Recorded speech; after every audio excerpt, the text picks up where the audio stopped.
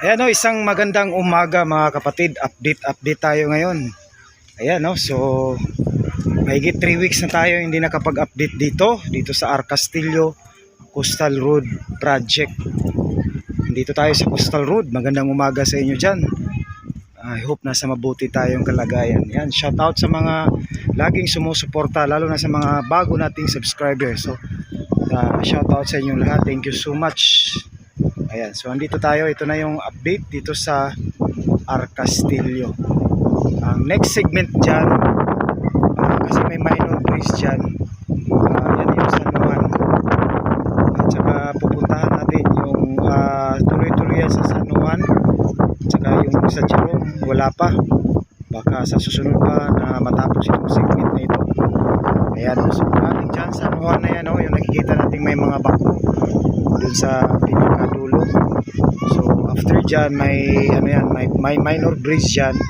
So ibang kontraktor yung sa San Juan. So dito naman sa may kontraktor dito. So bali tatlong kontraktor yung gumagawa dito ngayon. Ayan. So papunta naman doon Leon Garcia. So yun ang Leon Garcia. So R. Castillo pa rin yun dito. Ayan.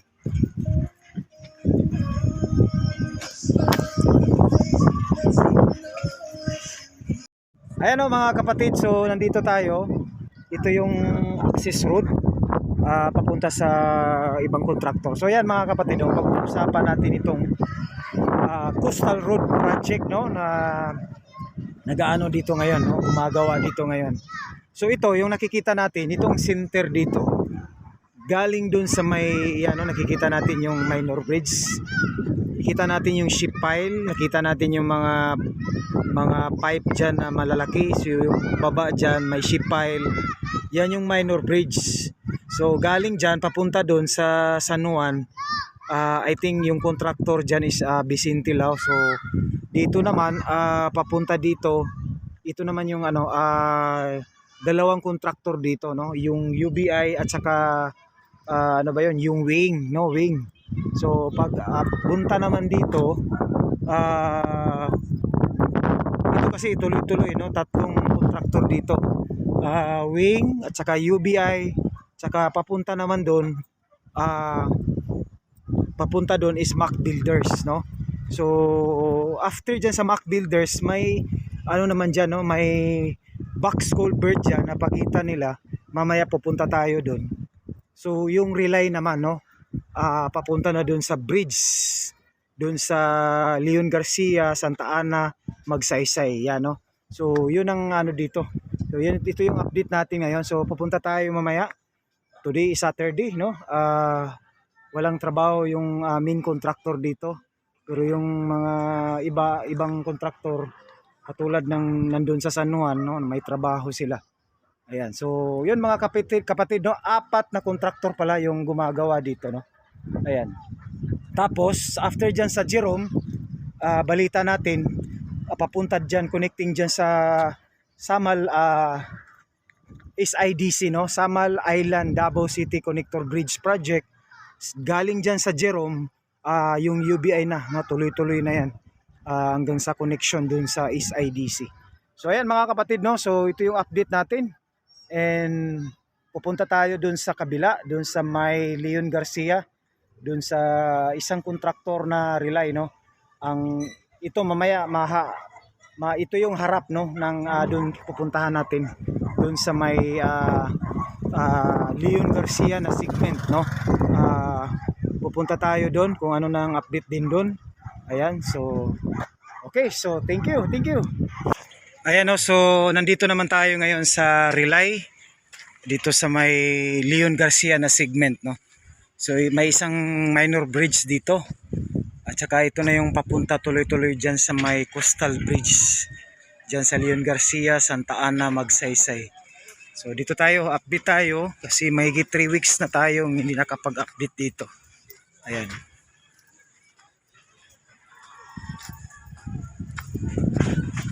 So ito na yung update dito sa Leon Garcia.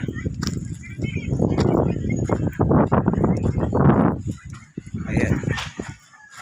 medyo yung area dito medyo patag na siya, no? Saka yan na. So dyan sa unahan naka-asphalt na yan dyan, no? Saka yun nga, yung sa unahan na rin yung may mga tambak dyan nakikita natin, yan na yung ginagawa ngayon na abutment. Ayan, no? So papunta tayo doon. Ito na yung ano dito sa may Leon Garcia segment. Ayan. So mahangin ngayon, no? Medyo mainit ang panahon. So talagang mainit saka mahangin, balance lang, no? So maganda sa katawan, mainit kasi may hangin, nawawala yung init. So yan, ito yung maglalakad tayo dito sa kahabaan ng Leon Garcia. Diyan sa unahan, yan yung nila pagitan, no? Kasi apat na contractor doon sa kabila, Bisintilao, UBI, Wing, saka Mac Builders dyan, no? Yan, Mac Builders na yan dyan. So yan, so tuloy-tuloy pa rin yung tambak nila dito. So baka next pagbalik natin dito at talagang ano na ito, ready for concreting na, ready for concrete road na, no? So napakabilis ng resibo dito sa Coastal Road.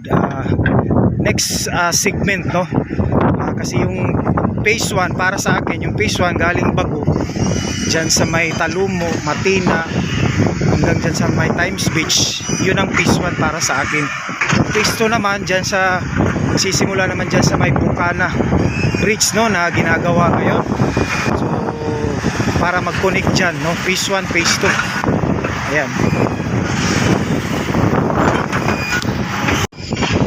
So ito yung sinasabi ko, mga kapatid, no, na yung pagitan, no, dito. Ayan, no, ito na yung ano, talagang mayroon ng pagbabago, no, napakabilis. So ito yung pagitan nila dito na gagawa nito ng box culvert, no, dito. Ayan, so ito na. Ito na yung nakikita natin na big.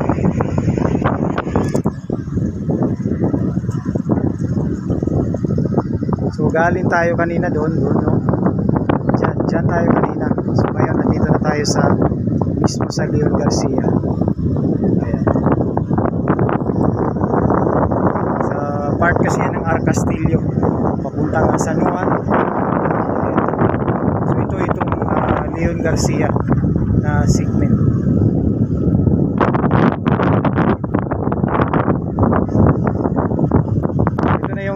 Box culvert nila dito. Gagawa nito ng box culvert, gagaya sa ginagawa dyan sa may sa ina-update natin dyan sa may Ruhas Exit, no? So hindi lang natin alam kung gaano kalaki yung gagawin nila dito na box culvert. So yun ang ano natin, so baka narinig natin, baka may minor bridge. So abangan na lang natin kung anong gagawin dito, either sa minor bridge o box culvert. Ayan. Kasi doon sa may pagitan ng San Juan at saka Arcastillo, no, may minor bridge doon. So dito may isang minor bridge dyan papunta dyan sa bridge. May isang minor bridge dyan, no. Dito hindi lang natin alam kung totoo ba yung box culvert na gagawin dito. Ayan. Kasi kumpara naman sa mangingisda natin na mga kapatid, so may minor bridge naman doon. So makakadaan naman sila doon. So yun, i-confirm lang natin sa next update natin. Anyway, makikita naman natin kung ano ang gagawin dito, box culvert ba o minor bridge. Ayan, so dati yung tubig, yun, may nakikita na tayong maagos na siya. Dati parang ano lang siya dito, stagnant lang, no? So ngayon medyo maagos yung tubig galing dyan sa ano. So napakaganda ng panahon ngayon, no? Hangin at saka init, no? Very cloudy. Ayan.